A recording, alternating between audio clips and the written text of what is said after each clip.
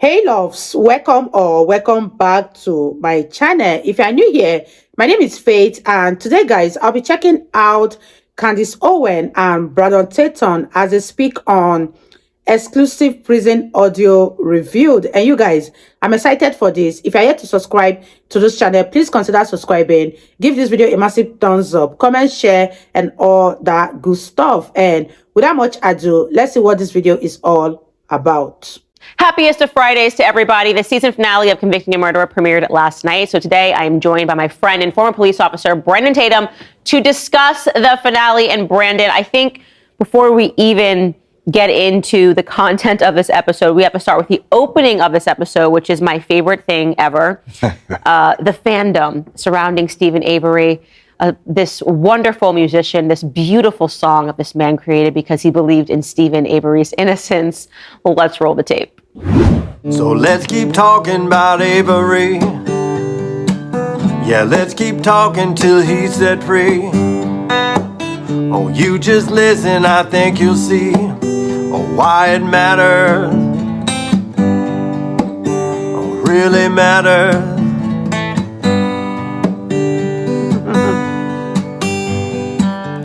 Put aside the documentary, the state's version ludicrousy. Oh, all their claims so blatantly get torn to tatters. I think that matters.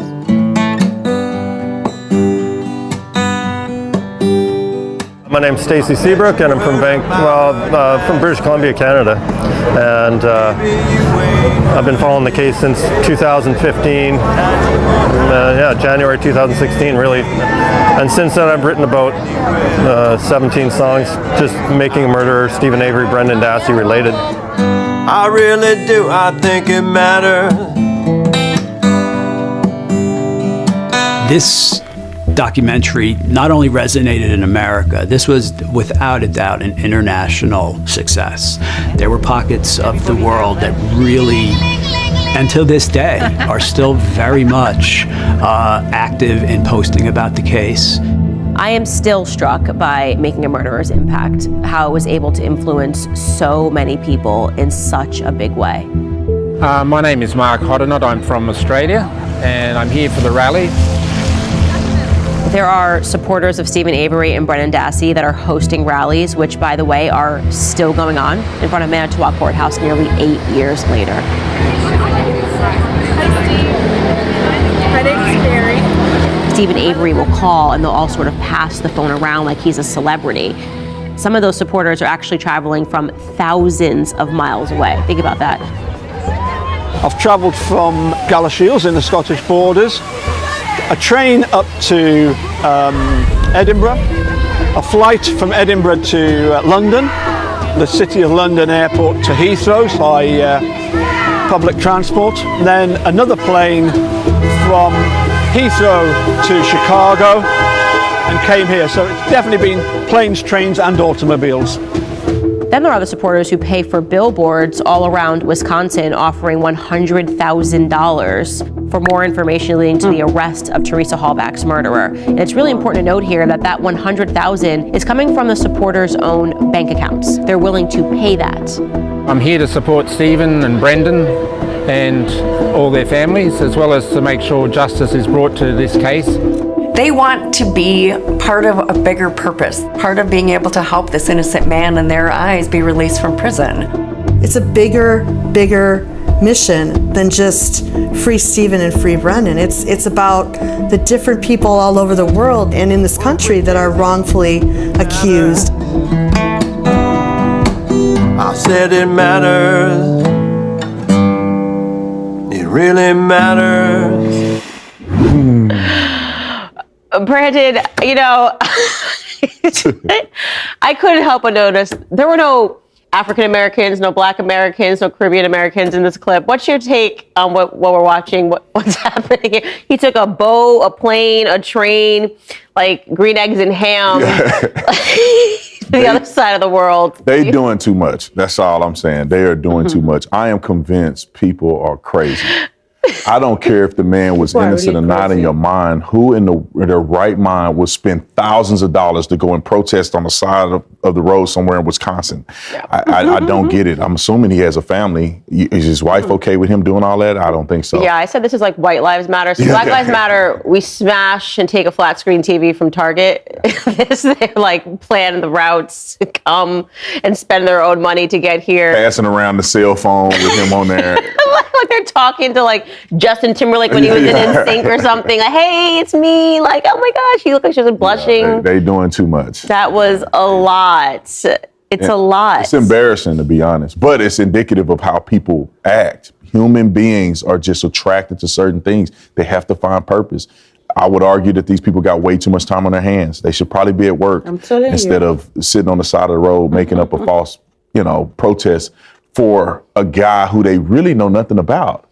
They probably have never met him before he went to jail, and they probably are not informing themselves about the truth and all of the information that should be known about the entirety of the case. So they could be representing a foolish perspective and spending a lot of money doing it. So it's embarrassing to them. I don't care, but it's embarrassing to them. Yeah, I was really interested, first and foremost, just in the psychology of this. And over again, as we were pulling things together and trying to understand how it is that despite so much overwhelming evidence, even now, like a lot of people have dropped off now and they're not believing he's innocent because, to be fair, Netflix presented a really good story. They convinced people because they omitted certain truths. But now there are still people that are holding on, sending me mean tweets right now. He's innocent. And you just have to wonder, how do you get to this part? How do you convince yourself psychologically that this person who is so disgusting, so verifiably disgusting in so many different ways and has been his entire life from juvie to now is actually a victim? How do you get there? Yeah, so people operate in a bias. It's called confirmation bias. So everything that they look at, they're going to interpret it to confirm what they believe. Same thing with people wearing masks. I see people wearing masks at the airport today. What in the world make you still wear a mask? It's that they have built this reality that it makes sense. And when they found out it doesn't make sense, they have to unravel everything that they are, all of what they represent, and they are not willing to do that. So instead of saying, you know what, I was wrong and I'm embarrassed because I flew all the way from Australia, spent thousands of dollars to sit on the side to talk to a dude on the phone from a jail cell, instead of admitting that they were wrong about that, they have to double down, and they have created a delusion and a reality that is never going to change. Yeah. Jesus Christ could come down from heaven and say, he's guilty. They will not believe it. They do not care, and that's the way people operate. Unfortunately, psychology of. I would argue that people that have an emptiness inside of them, and this is consistent with what they do. Yeah, it's a spiritual void for sure. And I don't mean to laugh. It's just the absurdity of looking at making up songs, saying I wrote 17 songs. He looks like he's a very nice guy, by the way. Very nice guy from Canada, nice guy coming over from England and from Australia. Everyone looks very kind, so I don't really mean to laugh at them, but it's hard not to. It's hard not to when you're considering people sitting down, making up songs because they have believed in a Netflix documentary. It is a stunning look into psychology and how easily people can become convinced. And I think that you are totally correct in that it threatens their reality, right? It makes them question themselves. They have to become completely undone in a way that they're just not prepared to do. And it gets worse because you also understand that it wasn't just people who were fighting for his freedom. There were also people fighting for his heart. So let's roll the next clip. I've heard that Stephen's had 7 girlfriends already, 3 of them that he was going to marry, and it's like I don't know what these people are thinking.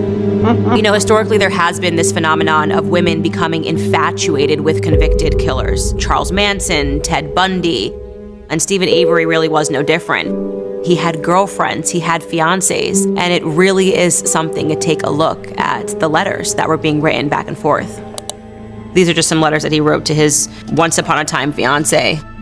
If you tell anyone of this letter or any other letters, I will go and tell the world that you and the kid is on drugs. Then the whole world will know that too. So all you have to do is love me and treat me as your husband, and our life will be fine forever.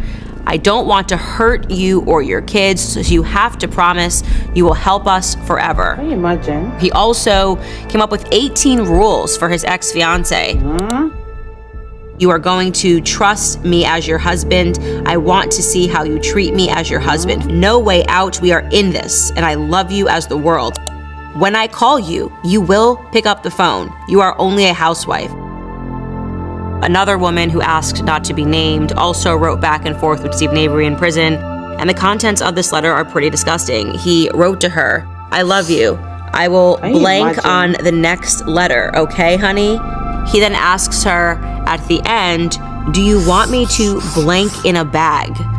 Let me know. I mean, disgusting. Taste me and put me in you. Sexy, yes, love you. That is from Stephen Avery to another one of his paramours while he's in prison.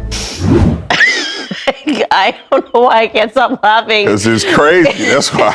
The absurdity of everything that I'm listening to and reading, and the letters he's sending, he's still threatening women. I'm just trying to figure out what's going on, Brendan. I don't know what these women are dealing with, but why would you want to deal with drama from a dude in prison?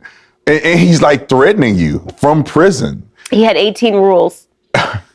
Like, is there a shortage of good men in the world that you are engaged to a potential murderer who's abusive through jailhouse letters, and these women are willing to still deal with that drama? It's crazy to me. He can't even touch you. He can't even really talk to you whenever you want him to, and they still dealing with the drama. And then he talking nasty to him, like they gonna actually. In a bag, really? Genuinely, I would love to interview these women that fall in love with serial killers, like the Ted Bundy, the Alex Murdaugh is a recent example of a cultural case, and women are writing him letters and convincing themselves that he's innocent.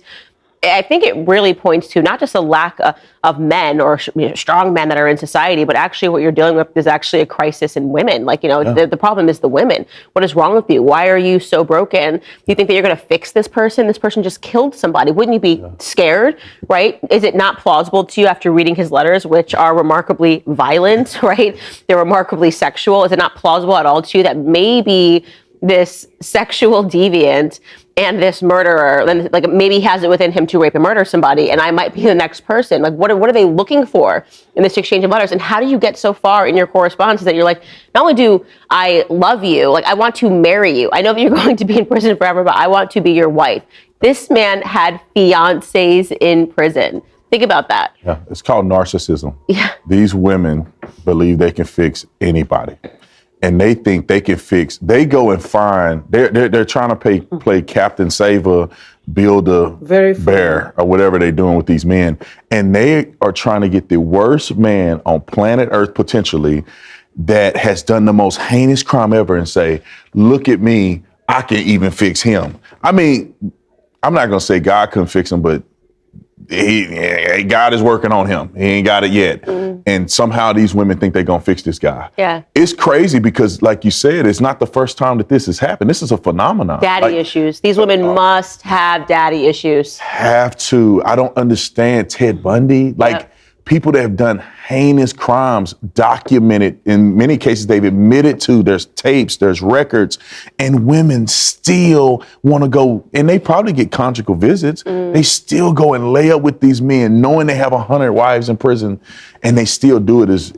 Is actually comical to a certain degree. If it wasn't so sad, I would probably laugh the rest of the episode about it. Yeah, I mean, just seeing that these people are somehow convinced to remain fans of him, it's so disturbing. One of the things that was really compelling for me throughout this entire series was just examining his family. I mean, just examining what you think it's just a Stephen Avery problem. Like, it's no, the Avery clan.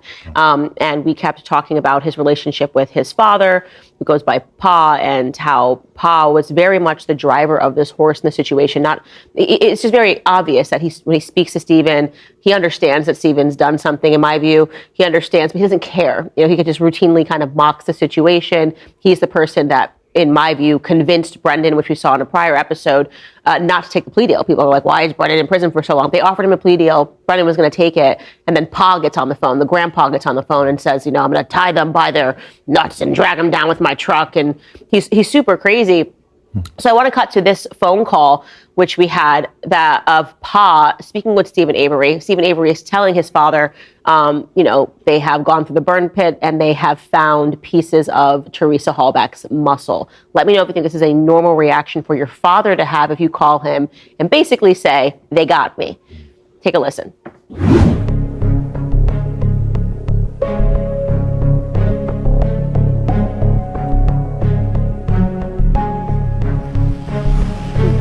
The lawyer said they got muscle.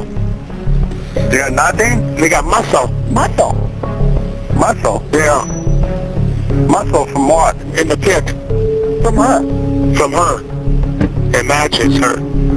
Muscle? What kind of muscle? From her I don't know. It's got to be the worst thing, the worst prison phone call that I've heard, and that's actually saying a lot. What decent human being would ever say something like that regarding an individual who had been murdered? Brandon, I mean, they're laughing, and his father is saying, is that from her C word? And then they have a giggle, and his mom giggles, and Stephen giggles. And they're talking about evidence that the police officers have found in the burn pit. Yeah, the craziest thing about that is that they're on a jailhouse call, which they know is recorded.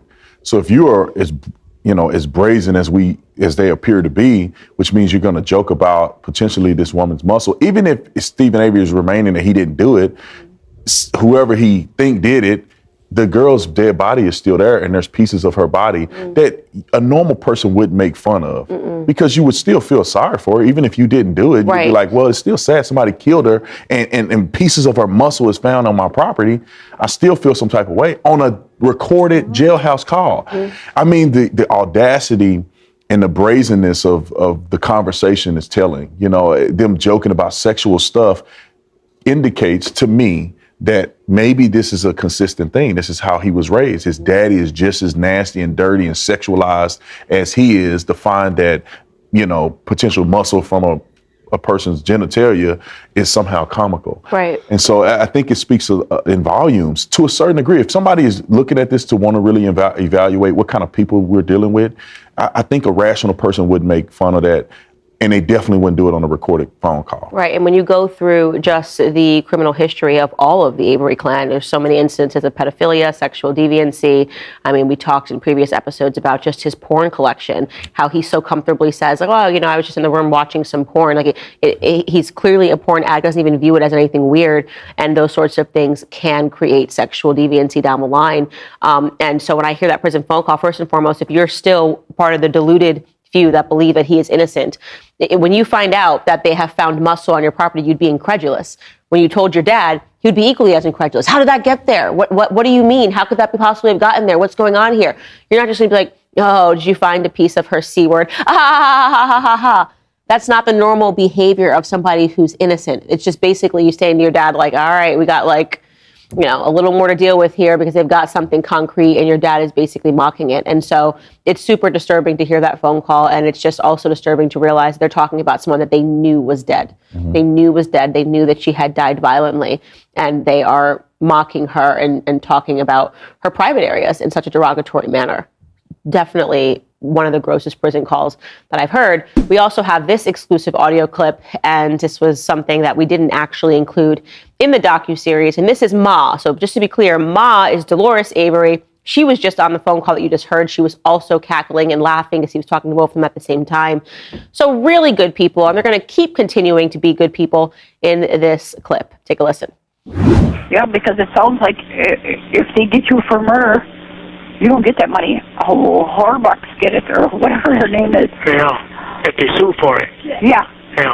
Yeah. Yeah. For something to do with her. Yeah. Yeah. I think she took off with that. Yeah, that Nick she was seen with. Dang, my mom. Wonderful people, the Avery clan. Definitely the kind of people that you want to write songs about. Pick a member. I don't know where she got that from, because I didn't see a single black person in that whole city the whole time I've been watching the episode. So no, this is just who they are. Yeah. It's just ingrained into them to speak this way. And apparently the backstory of that is, people were kind of trying to say where they saw Teresa, and so many conspiracies are being shooed. And someone, I saw her at a gas station with a black guy. And so she's kind of running with that. And this is the way that she speaks about black people. Not exactly a surprise. I always say, people that use these kinds of words and people that are overtly racist are always the most ignorant people in society. Not someone that I would ever feel threatened by, like Dolores, you know what I mean? But it's just stunning, because when you read these Reddit feeds, people were convinced by the Netflix doc that this was like a close-knit, which they are close-knit, thicker than thieves, but like loving family, right? This poor family just trying to get their lives back together. The ma, the pa, they care so much about their son. How can this be happening? And again, just the complete wrong picture of who the Avery clan actually is. And I think it's based in a lot of delusion, because like I said, I watched the original documentary, and if you watch it and you have any type of intelligence, you can tell that there's something not right. There's no way a person gets that deep in the trial, gets convicted by his peers, and there's nothing there. People just don't do that. Like, innocent people just don't go down that path. And I've always had this idea, being a former police officer, is that normally people are wrongly convicted. A lot of times those people are wrongly convicted of that case, or maybe they just can't find enough evidence for them, but they probably did other stuff. It's not like some random person living wholesome their whole life and then they get caught up in something. A lot of times it's people living a degenerate life, and that degeneracy leads them to a place that they probably should have never been, and they got caught up in something. And the same thing about Stephen Avery. Like, oh, he was just so innocent. He did 16 years, he was gonna do 30-something years in prison. But if you look at his history, he had been doing things that he probably should have went to prison for a long time ago. He had potentially been sexually, assaulting people long before that. Maybe that's not even recorded. And so when you see that and you watch the documentary, you use your common sense, you say, yeah, it is compelling to believe that he may be innocent based on the documentary, but use common sense. It's always two sides to the story. Documentaries like that one normally take a side. So you understand that they're taking a side, there has to be another side. And most people don't get caught up like this and get so deep into a trial after being wrongly convicted the first time. It has to be something there. But these people are operating in confirmation bias. So they will look at anything that leads down the path of confirming what they believe and not looking at the truth at all. Well, speaking of choosing sides, the documentary makers very clearly had their angle, and yet they pretended they didn't when they did their press tour, and they went around and they told people, no, we just wanted to tell the story. We weren't omitting certain things for any reason whatsoever. So let's formally debunk that and listen to what they say in their words versus what they say in prison calls to Stephen Avery himself. Take a listen. We did not assume an advocacy role here. Right. We were not interested in having an impact. In fact, we worked very hard not to have an impact on the cases. They came here to follow the story wherever it may lead. And in the end, they claimed that it wasn't an advocacy piece and that they didn't pick a side.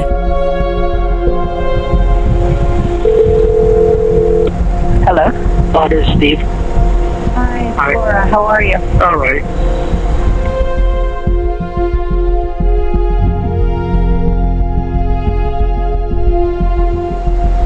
So, Stephen, my first question for you is, if you could tell your community anything, what would you want them to know?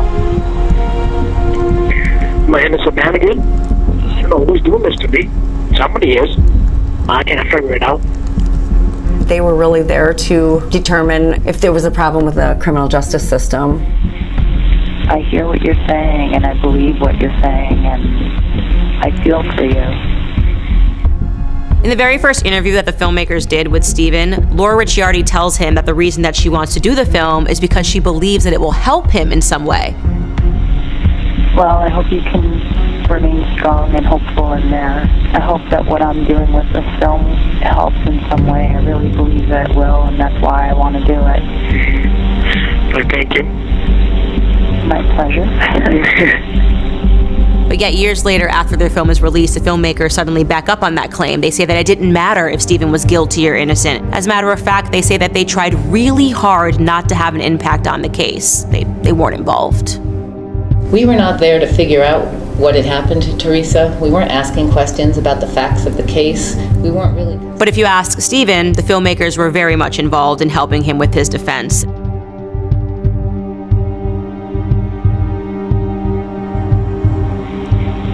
Laura, she's doing a good job. She's doing a lot of investigation. And she's doing more than the public defender and my investigator. Oh, I thought you were just going to make a movie and that was it. No, she's going to make it, but she wants the truth. Well, then that's good if she's investigating. Yeah, she's finding out a lot of stuff. They were looking into things for him. That thing from Milwaukee? Yeah. She's going to go into it further, and it sounds really good. Who is? Laura? Laura's going into it. I can't say too much over the phone. Yeah. But it's all about evidence. When we learned or believed that they were sharing information with the defense attorneys, I subpoenaed their work. Yeah, she's going to give everything to the lawyer and everything. They're now not media anymore. They're now an investigative branch of the defense. The filmmakers said over and over again in interviews that they were not journalists, because journalists report the news, and they're simply storytellers. They're filmmakers. They don't have to follow the same guidelines the media does. I don't consider myself a journalist. I consider myself a filmmaker. But yet they still claimed journalistic privilege in 2006 after the prosecutor subpoenaed them for their footage, because he suspected that they were, in fact, giving information to Stephen Avery's attorneys. We had to hire a lawyer and try to essentially quash that subpoena. And they won that argument. The judge ruled in their favor that this was journalism. They would not have to turn over any of that because he couldn't find anything that showed that they were any type of arm of the defense. They weren't investigating. We had very clear boundaries too. We did not talk about the facts of the case. We weren't investigating the crime. Hello? Yeah? Did you talk to that new guy? What Chucky just found out? No, I'm going to call him when we get off the phone with you. Your mom just gave me his info. Oh, okay. Don't worry, we're on the case. Okay. We're on the case. If you want to talk about the justice system being corrupt, it's realizing that these two documentary makers basically got away with everything. You go back and you really understand what happened to these police officers, how their lives were ruined because of a documentary, how they sought to prove that they were defamed in this documentary, they lost, how they sought to prove that these women were on a press tour saying, we are not journalists, I'm documentary makers, and then presented the exact opposite evidence to the court, and the court just accepted that they were flip-flopping on that narrative. And that's really the place that I see the most injustice happening in the court system. It's just the fact that Netflix and these documentary makers got away with it. And later on in this episode, we show Netflix's emails that they, even though they said they had nothing to do with the documentary, they received awards for editing. Actually, Netflix received awards for editing. They were sending emails saying, we want the family to look close-knit. We want this person, like really directing it like it was a play. And no consequences for Netflix, no consequences for a documentary maker other than making, having millions of people watch it and obviously making a ton of money. That's the consequence. And that to me is such an injustice. Yeah, 100%. I mean, Stephen Avery was their meal ticket. Mm-hmm. So, of course, they want to make him look good because he's the underdog. Everybody wants to see the underdog win, and it plays on the emotions of the American people, or people all over the world. Everybody wants to see the underdog win. This was a perfect story to make an incredible amount of money, and I don't think they cared about him no more than to tell him what he wanted to hear and make the documentary compelling enough so they can make a ton of money. Mm. And I think that's all it boils down to. And they know that people are gullible. People are gullible to certain storylines, and they exploited that tremendously, as I found out, watching your documentary and comparing the two. And that's all it is. Of course they lied. That's a lot of money being made. That's a lot of popularity. The court system, somebody knows somebody that knows somebody in that small town. I'm pretty sure they can get away with murder just about in that town related to what they were doing. So I'm not shocked. I'm not surprised when it comes to these big conglomerates and them making a film and making it so global like they did, that they're not going to get in trouble for it. I think the suspension of morality for business, okay, I guess I can understand that in this capacity for Netflix, because they were looking to grow their company very quickly. But I am struck by it when it pertains to the two women. You got these lesbian documentary makers who essentially reburied Teresa. Like, you know, I said it felt like they killed her in the afterlife. I just don't know how, as a woman, and I hate to say that as a woman, but I really do mean that you could understand, be this close to the trial, understanding exactly what happened to her, understanding that she was raped, understanding that you saw the full confession tape that you didn't show your audiences, that the 16-year-old said he just wanted to see what sex felt like, you know, that his uncle was high-fiving him and, you know, telling him, good boy, do you want to see what it feels like? How you can know all of that, have access to all of that, understand that she was then not just, you know, raped, but she was shot, that she was burned. And you go out and you make this documentary and you know that her family, who not only has to deal with this tremendous amount of grief, right, of losing someone that they had for 25 years, who they loved more than anything, but now they have to deal with this second tidal wave of grief because people are convinced that there's some conspiracy here, that she's maybe still alive, that, you know, you guys are working with the police, that you staged this, that she never existed, however crazy it is. Like, how do the documentary makers put their head on a pillow at night? Because that's what I always say in politics. For me, the most important thing, whether people love me or hate me, is that I can lay my head on the pillow at night and know that I told the truth, right? And they don't have that urge at all. Yeah, I mean, it's the type of person, you know, and I bet they're leftists, in my opinion, that they don't care about that. It's irrelevant. You know, thinking back on it, you brought up an incredible point. Watching the original documentary, I don't ever remember the focus being the young lady that was murdered. No. All of it was Stephen Avery. All of it was surrounded about, was he innocent or guilty? But the horrific truth that this woman was murdered and the way she was potentially murdered, body burned, charred, and her bone fragments and her cameras and stuff were all burned in a barrel on his property. He lied. People were potentially raped her, and confessions. And I mean, this is, to be honest, it would have been good for her to gear the story towards the young lady who had been murdered. That should have been the focal point. But instead, it was the sensationalized one that's going to make everybody rich. And these women don't care nothing about that woman. Unfortunately, that's my opinion about it. I don't know these women, but it doesn't appear that they care about that woman. And it's very sad because there are other people involved in this that's not Stephen Avery fans that are on the other side that are just dying inside every time they see this. And the young lady and her family was from that, I think at least that town or near that town, and they have to potentially drive by and see them still holding signs and saying that he's innocent and billboards.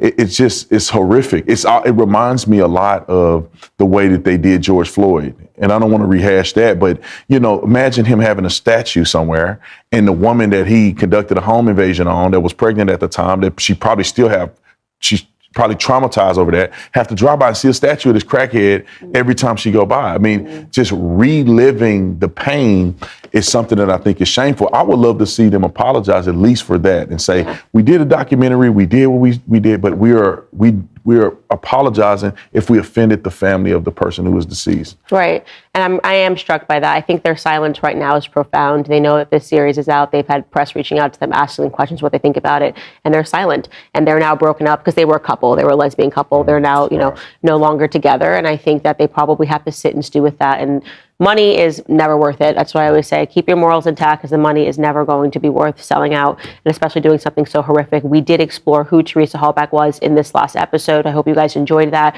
Talked about her goals in life, talked to her friends, talked about the fact that she wanted to be a photographer, and how much she loved taking pictures, and you get to hear her voice and her talking about how much she loves everybody. So I hope that everybody enjoyed that. We did not want to make the same mistake as documentary makers and forget that this is really Teresa's story, and she's not just a piece of this, and she is somebody who deserved justice in the end. And fortunately, because Stephen Avery and Brendan Dassey are locked up, she did receive that justice. I believe her family did receive that justice, and I hope that we contributed by unbrainwashing the masses.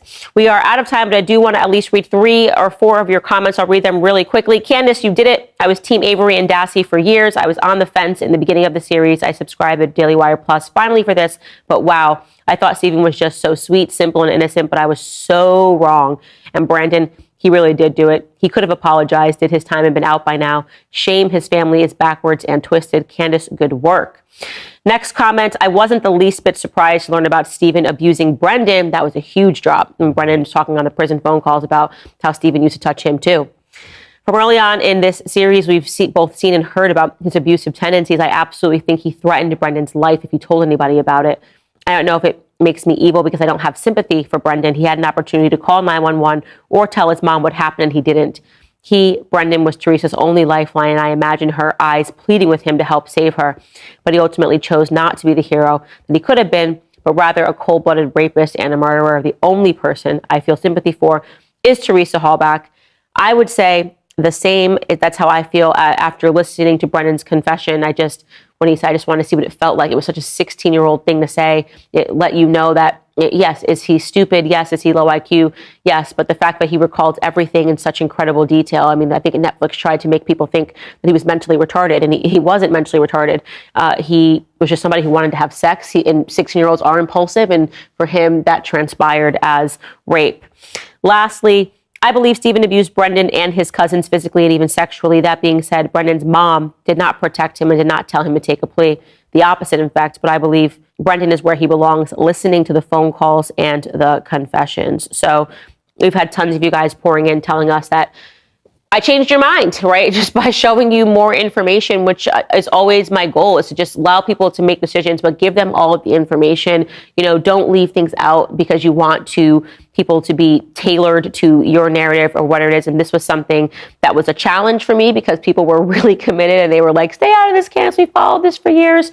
So I love hearing these comments. Brandon, your last thoughts. I almost called you Brendan Dassey. I'm sorry about that. Thank God. Your last thoughts. No, I think you did an incredible job. I was skeptical at the very beginning. I'm not going to lie. I said, I don't know how she's going to surmount this amount of evidence because the original documentary was very compelling. But I think that there was a lot of points during these series that really showed a different side of Brendan Dassey, showed a different side of Stephen Avery, just the fact that he had potentially a sexual encounter with Brendan Dassey and manipulated him.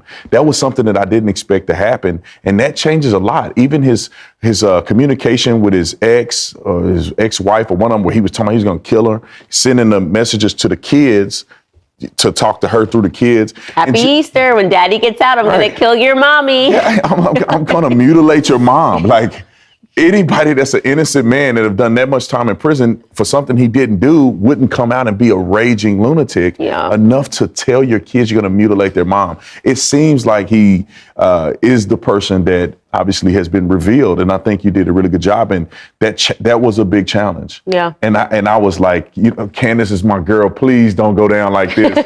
But I said, Candace, she must have a smoking gun at one of these segments, and sure you did. And I'm sure a lot of people, even my wife and other people that I've invited to watch, they've been like skeptical at the beginning, and now they're starting to see that there's a lot of room to question what the original documentary had presented. So good job, Candace. Thank you so much. And I will say this back at home, if you still think that Stephen Avery is a teddy bear, I challenge you to marry him from prison. You go for it. You go, girl or boy. You write him some love letters and keep us posted on it. Brandon, thank you for joining me. That is all the time that we have for today. Have a great weekend, everybody. We'll see you next week. Guys, that was such an interesting one from Officer Tatum and Candace Owens.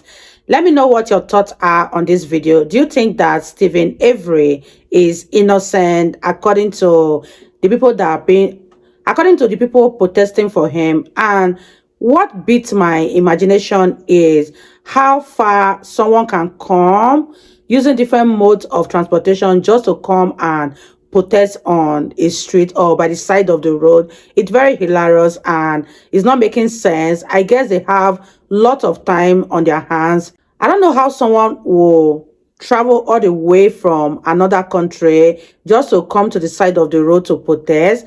I don't know much about this Stephen Avery case, but let me know what you guys think about it. And I'd love to hear you guys shed more light on this in the comment section. I really had fun reacting to Candace Owens and Brandon Tatum.